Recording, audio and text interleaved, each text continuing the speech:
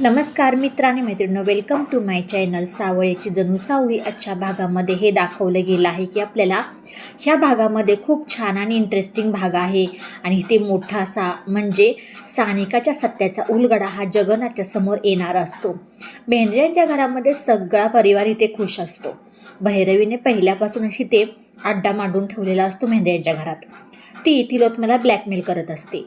कोणतं तरी गुपित तिला माहीत असतं, ते सर्वांसमोर न यावं त्यासाठी तिला प्रत्येक टायमिंगला क्षणाक्षणाला ब्लॅकमेल करते. मेंढ्यांच्या घरामध्ये सगळे काही फॅमिली मेंबर एकत्र झालेले असतात.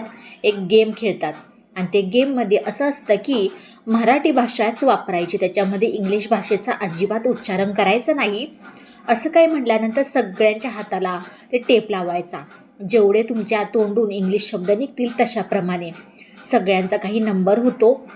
राजकुमार म्हणतो, सावळी तू आणि आई दोघीजणीच राहिला आहात आणि बघू सावळी तू आणि आईमधलं कोण जिंकतंय कोण हारतंय. तोपर्यंत राजकुमार म्हणतो, सावळी मला तर पूर्ण गॅरंटी आहे, कारण की तुझ्या तोंडून प्रत्येक शब्द हा मराठीत जातो आणि थोडीशी मला आईचेच डाऊट येतोय.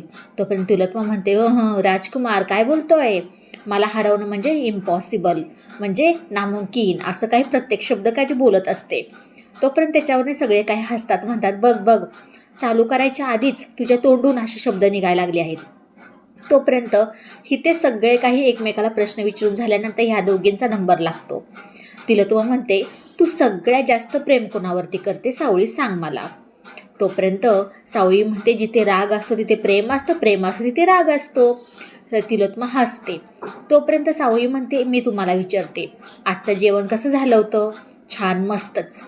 असं काही म्हटल्यानंतर तिलोत्मा म्हणते, फॅमिली म्हणजे मेंबर कसे, परिवार, असे दोघीजणी प्रश्न विचारत असताना ते सावळी एखादा कुठला तरी एक म्हणजे तुमच्यासाठी सगळ्यात काय महत्त्वाचं आहे.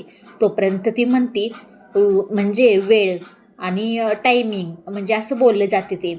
तोपर्यंत सावळी म्हणते, बघा बघा, जगन्नाथ हा सावळीकडून नंबर घेऊन साखळे डॉक्टरांना गाठतो. साखळे डॉक्टरांना चांगलं त्याला किडनॅप केल्यासारखंच एकदम कैदेमध्ये घेतलेलं असतं. म्हणतो की ही भैरवी ते तिलोत्मा वजेला ती एवढी ब्लॅकमेल का करते, त्याचं कारण काय आहे. तोपर्यंत इथे साखळे डॉक्टर खूप घाबरलेला असतो. जगन्नाथ म्हणतो की तू काही जरी झालं तर मला हे सत्य सांगायचं आहे, ह्याच्या मागचा मोठा प्लॅनिंग काय आहे. तोपर्यंत साखळे डॉक्टर म्हणतात की ह्याच्या मागचं प्लॅनिंग म्हणजे सानिका माहिती आहे ना तुम्हाला. जगन्नाथ म्हणतो, हो, ती माझी मुलगी होती. जेव्हा ती हॉस्पिटलमध्ये आली होती तेव्हा ती जिवंत होती आणि तेव्हा ती शेवटची इच्छा म्हणून चंद्रकांतपाशी काहीतरी बोलून गेली आहे. हे जगन्नाथला अजिबात काही माहीत. अरे मी तिचा बाप आहे, मला त्याची शेवटची इच्छा माहीतच नाही पडली. पण हॉस्पिटलमध्ये सगळ्यांना वाटलं चंद्रकांत तिचा बाप आहे, म्हणून तिला आतमध्ये पाठवलं आणि चंद्रकांतपाशी सानिकाने सगळं काही सत्य सांगून टाकलं.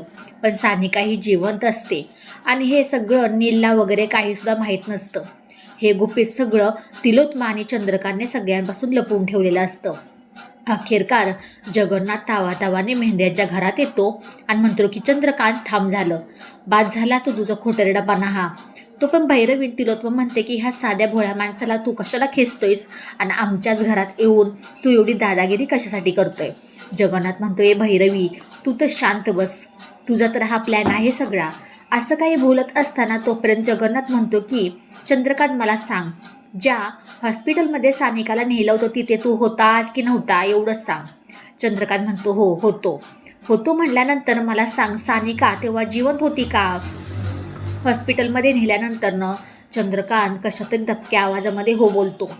तोपर्यंत हो म्हटल्यानंतर नीलच्या तर पायाखालची जमीनच सरकते. तो हो म्हणजे तुम्ही माझ्यापासून हे सगळं सत्य लपवून ठेवलं, असं काही नील बोलतो.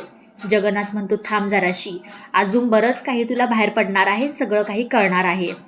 जगन्नाथ म्हणतो, तेव्हा माझ्या लेकीला माझ्याशी काहीतरी बोलायचं होतं का नव्हतं चंद्रकांत. बोलायचं होतं, हो, असं काही म्हणल्यानंतर जगन्नाथ पटकन चंद्रकांतच्या लावतो कानाखाली.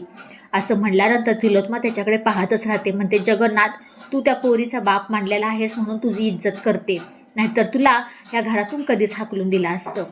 तोपर्यंत तिलोत्मा म्हणते, अरे सारंग काय बघत पाहिलायस, त्याला घरातून हाकलून दे. जगन्नाथ म्हणतो, थांबा, हाकलून द्यायची काही गरज नाही आहे, पण एका बदला मी घेतल्याशिवाय राहणार नाही. जगन्नाथ जातो तावातावाने गायब बाहेर आणि हे सत्य भिंग फुटलेलं असतं भैरवीचं. तिला नीलसमोर सगळ्यांचं भिंग फुटलेलं असतं. कोणी काय त्याच्यापासून भरपूर काही गोष्टी लपवून ठेवलेल्या असतात. अखेरकार सारंगी सावळीकडं रागाने बघत असतो. सावळीलाही कळत नाही की नक्की काय चाललंय काय ते. येणाऱ्या भागामध्ये आपल्याला पाहायला भेटणार आहे की अखेरकार जगन्नाथची सानिका ही सगळ्यांसमोर जिवंत येणार आहे. आणि ते कसं काय बघूया आता काय होतंय ते. येणारा भाग खूप छान इंटरेस्टिंग होणार आहे. व्हिडिओ शेवटपर्यंत पाहिल्याबद्दल खूप सारे मनापासून धन्यवाद. आवडल्यास लाईक शेअर सबस्क्राईब करायला अजिबात विसरू नका. चला भेटूया पुढच्या व्हिडिओमध्ये. बाय सगळ्यांना.